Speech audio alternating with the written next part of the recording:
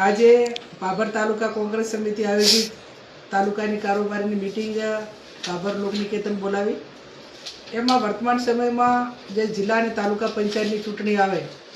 એમાં જે ઉમેદવારો ચૂંટણી લડવા માગતા હોય જાતિ સમીકરણ અને ભૂતકાળની અંદર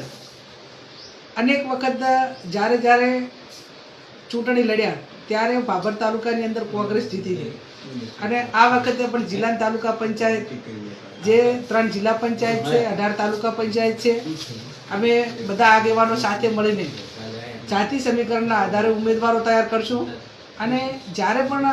સરકાર ચૂંટણીની જાહેરાત કરે એ ટાઈમે ચૂંટણી લડવા માટે કોંગ્રેસ પક્ષ અને કોંગ્રેસના કાર્યકરો સક્ષમ છે અને આ વખતે પણ અમે ચૂંટણી જીતી અને લોકોએ જે અમારા ઉપર ભરોસો મૂક્યો એ તમામ નાના મોટા કામો અમારા કાર્યકરો કાયમી કરે છે ને આવનાર સમયમાં કરશે। પણ એટલું ચોક્કસ કહું આપના માધ્યમથી કે ભારતીય જનતા પાર્ટી ચૂંટણી આવે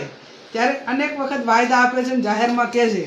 કે ભાઈ અમારી ચાલુ સરકાર છે એટલે કામો કરશું। ભૂતકાળમાં પેટા ચૂંટણીમાં જેટલા વાયદા આપ્યા હોય ગામથી ગામને જોડતા રોડની વાત હોય નવી કેનાલની વાત હોય કેટલાકને બદલીની વાત હોય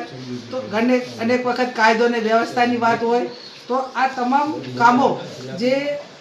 વોટ એમને લીધા એના પછી એક પણ કામ કર્યું નથી। તો અપેક્ષા રાખું કે હવે ચૂંટણી આવી છે